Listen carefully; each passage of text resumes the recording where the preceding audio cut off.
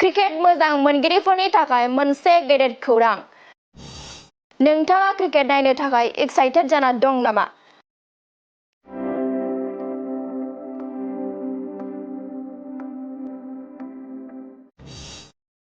मानोना दिनै टीम इन्डियाया गोजाम बादायगिरि पाकिस्तानजों गेलेगोन।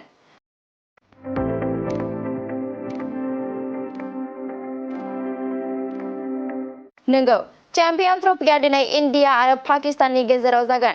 इन्डिया आरो पाकिस्ताननि बादायलायनाया क्रिकेट मोजां मोनगिरिफोरखौ जिंगा सिहोदों।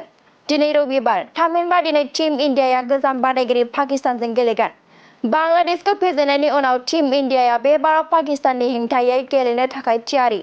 टीम इन्डियानि दिन्थिफुंनाया क्रिकेट मोजां मोनग्रा रायजो-राजाफोरनि गेजेराव एक्साइटमेन्टखौ बांहोदों। इन्डियाया बेटिं आरो बलिंनि जादुजों बांलादेशखौ फेजेनखांनायनि उनाव फिन पाकिस्तानखौ फेजेननो थियारि।